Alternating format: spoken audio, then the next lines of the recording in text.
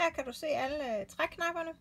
Her er der træknapper, som er nogle spændetampe, og så er de ellers dem, der er glatte og med årer i og med riller i. Og så også nogle knopper. Nu tager jeg dem lige her fra en ende af.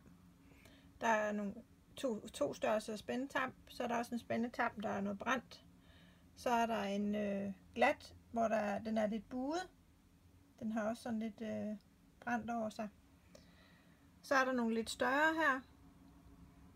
De to første her. Ups. Det er genbrugstræ. De to størrelser. Så er der nogle her med et brændt træ. Også helt fuldstændig glatte. Så er der nogle her, der er lidt med årer i, og som har en buedkant og en lidt bred buedkant. Så er der cedertræ i to størrelser. Så er der helt almindelige lyse træknapper, hvor der er lidt rillet kant.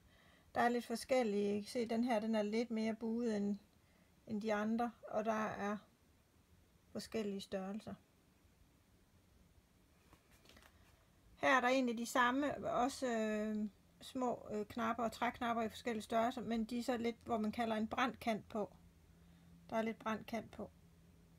Så de har sådan lidt mere struktur, eller hvad skal man sige. Så er der nogle helt lyse træ, som er fuldstændig glatte. Rigtig søde i forskellige størrelser. Og så er der også to her, som er helt glatte, og de er så lidt mere med årer i. Men helt glatte. Og så er der nogle helt lyse træknopper. Den er lige helt hernede. I forskellige størrelser. To forskellige størrelser. Det var så lige alle træknapperne, der er glatte, eller med årer, eller er brændte. Og lidt spændetamp.